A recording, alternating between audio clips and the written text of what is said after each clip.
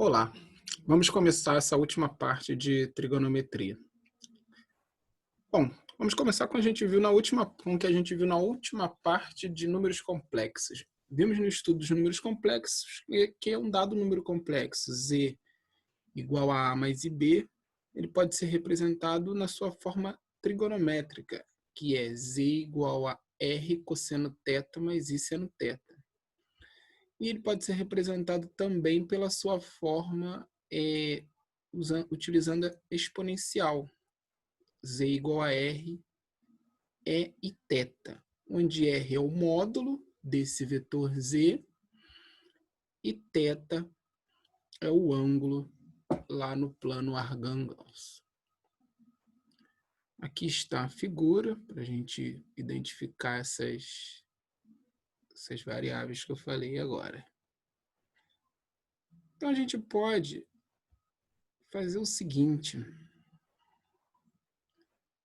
Nós temos então a seguinte igualdade, dada essa expressão aqui, z igual a r cosseno de θ mais i seno de θ, e z igual a r e θ, a gente iguala, z corta o r, né? E a gente vai ficar com e igual a ix cosseno de θ mais i seno de x. Opa, era seno de x aqui, tá? Um errinho aqui, mas é x nos dois ou é x nos dois. E aí se fosse e igual a menos i x, nós teríamos cosseno de θ menos i seno de θ.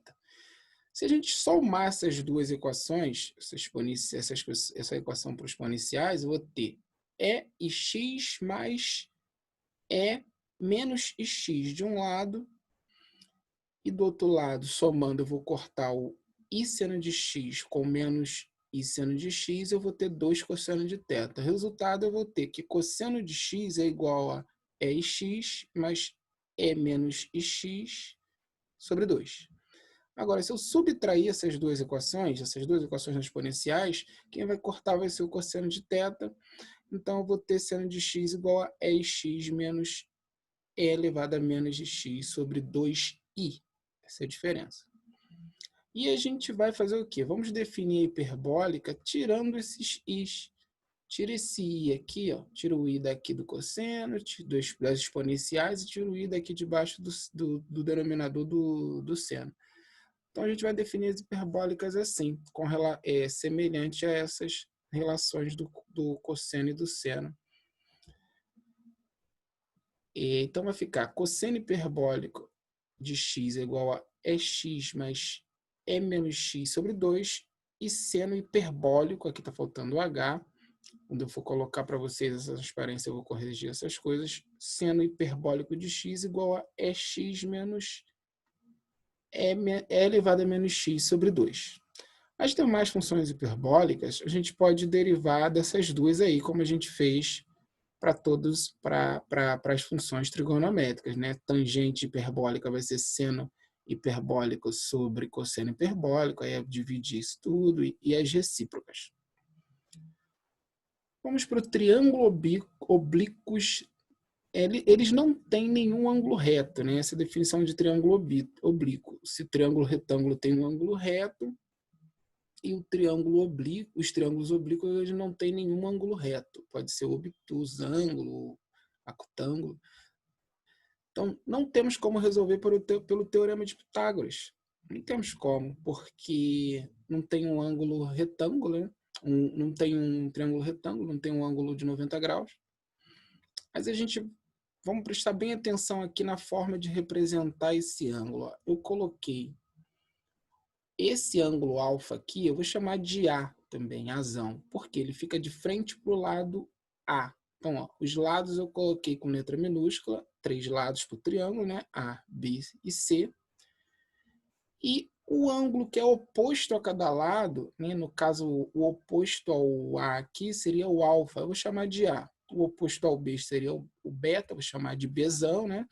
E o oposto ao lado C seria o θ, que eu vou chamar de Czão, para ficar mais simples de apresentar as equações.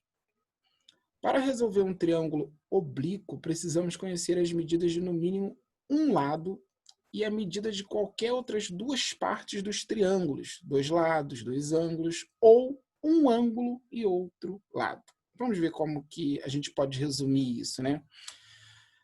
Podemos organizar nos seguintes casos, então. Se eu tenho um ângulo e um lado seguinte, ou um ângulo, o lado entre esse ângulo e o outro ângulo, então nós temos dois ângulos e qualquer lado. Posso ter também dois lados e um ângulo oposto.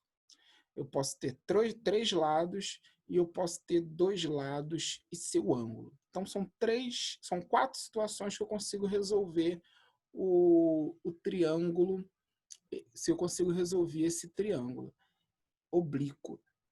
E aí eu vou precisar da lei dos senos e da lei dos cossenos. Com a lei dos senos eu resolvo essas duas primeiras situações, eu tenho dois lados e dois ângulos, qualquer um outro lado, ou dois lados e um ângulo oposto. E a lei dos cossenos vai ser para quando eu tiver três lados ou dois lados e um ângulo. Vamos lá, vamos definir a lei dos senos. Se eu tenho ABC é um triângulo com os lados A minúsculo, B minúsculo e C minúsculo, então eu vou chamar aqui o A, B e C, são os três ângulos, né? Na verdade são os pontos daquele vértice, mas aí vamos associar o ângulo. Então eu tenho o lado A, vamos olhar esses dois triângulos aqui, né? Um acutângulo, um obtusângulo. Então, vamos ver que o lado A, para qualquer um dos dois casos, dividido pelo seno de A. Quem é o seno de A? A é o ângulo oposto ao A. É igual ao lado B, dividido pelo seno de B, o lado oposto de B, que é igual a C, dividido pelo seno de C. Essa é a lei dos senos. Como calcular a área de um... sim, faltou dizer o seguinte, né? A altura desse triângulo, ela vai ser dada sempre por essa relação aqui, ó. H é igual a B seno de A. Faltou o B aqui que eu vou colocar já já. Então, H é igual a B seno de A é a altura. Podemos olhar aqui, ó. Quem é esse Hzinho aqui no primeiro triângulo? Ele é o quê? Se eu pegar o seno de A, o seno de A vai ser o quê? Vai ser o lado oposto, que é o H, dividido pela hipotenusa, que é o B, desse triângulo do lado esquerdo. Então, se o seno de A é igual ao lado oposto dividido pela hipotenusa, então o lado oposto, que é a altura, é igual à hipotenusa, que é B, vezes o seno de A. E aí, a área que a gente quer calcular de qualquer um desses dois triângulos, a gente vai calcular utilizando a altura, que a equação padrão para triângulos que a gente sabe é meio vezes a base da área vezes a altura. Então, eu vou ter meio C vezes B seno de A. Então, ó, eu pegar aqui o triângulo, eu faço meio multiplicado por C, que é esse lado aqui, vezes B seno de A. Então, é C vezes B seno de A. Mas C vezes B seno de A, né? Eu estou pegando C e B, é a mesma coisa que B vezes C seno de A. Então, já estou pegando por esses dois lados. E aí, se eu fizer, eu posso fazer aqui medidas semelhantes, que eu vou ver que eu vou chegar nessa definição aqui, ó. A área de um triângulo é metade do produto dos comprimentos dos dois lados vezes o seno do ângulo entre eles. Então, vamos voltar lá. Eu tenho esse triângulo aqui da esquerda. Eu vou pegar B vezes C. Vou pegar o ângulo entre eles, que é seno de A, e vou dividir tudo por 2. Então, vai ficar meio B vezes C dividido pelo seno de A. Agora, vamos pegar para esse ângulo B aqui. Quem são os lados, né? É C vezes B vezes o seno de B dividido por 2. E por aí vai. Vamos ver a lei dos cossenos. A definição padrão da lei dos cossenos é A ao quadrado mais B ao quadrado mais C ao quadrado menos 2BC cosseno de A. Então, aqui vale para vale para aquele triângulo lá em cima que a gente viu, né? Eu pego um lado e o ângulo oposto a ele. Então, eu tenho aqui, por exemplo, vamos voltar na figura, eu pego o lado A, eu terei que A ao quadrado é igual a os dois outros lados, né? B ao quadrado mais C ao quadrado, menos 2 vezes o produto dos dois lados, multiplicado pelo seno do ângulo entre esses dois lados que estão aí. Então, fica, voltando aqui, A ao quadrado é igual a B ao quadrado mais C ao quadrado menos 2BC cosseno de A. E tudo vale para os outros lados também. Essa é a forma padrão, mas eu também posso fazer numa forma alternativa aqui, vai depender do meu problema, eu posso utilizar essa forma aqui, ou se eu quiser simplesmente calcular o ângulo. Se eu quiser calcular o ângulo, é aquela mesma equação ali, só que eu estou passando, por exemplo, a primeira aqui, eu vou passar para o outro lado, trocar o lado aqui, esse menos 2BC cosseno de A vai para o outro lado, fica positivo, A ao quadrado vem para cá, fica negativo, e depois eu jogo 2BC para o outro lado dividindo. Então, eu vou ficar com essa expressão para o nosso ângulo A e para os outros também. Vamos ver, então, a fórmula de Heron para calcular, uma forma alternativa para calcular a área, utilizando a lei dos cossenos. Então, graças à lei dos cossenos, a gente pode calcular a área dessa forma aqui.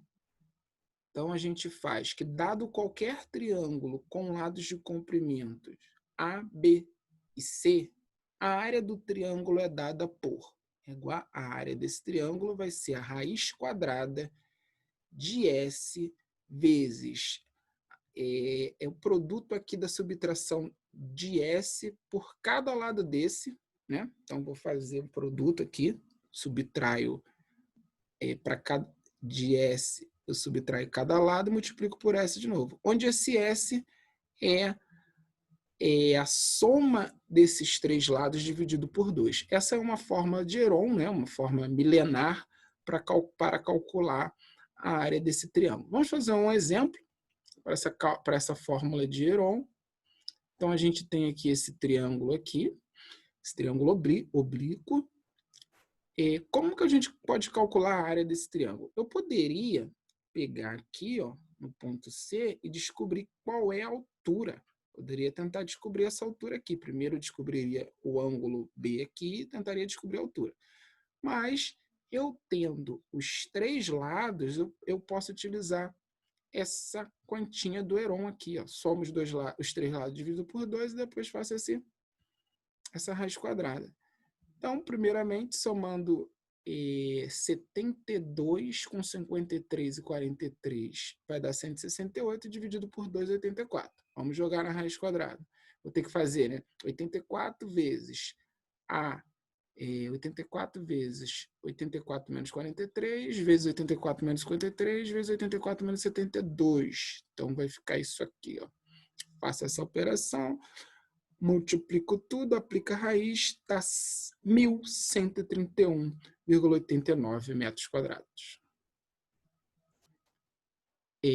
Agora um resumo aqui das equações para áreas de triângulo. A equação padrão, a área é metade do produto da base vezes a área da base vezes a altura, né? Um lado vezes o outro. Aí a gente pega o que a gente chama de base aqui no triângulo. O triângulo aqui ficou uma coisinha demais aqui também, mas a área é igual ao que a gente já mostrou lá, né? Metade de um lado vezes o outro vezes o seno do ângulo entre eles. E a equação de Heron é também uma opção para calcular a área de um triângulo. É isso aí, minha gente. Finalizamos aqui o nosso curso de trigonometria. Grande abraço.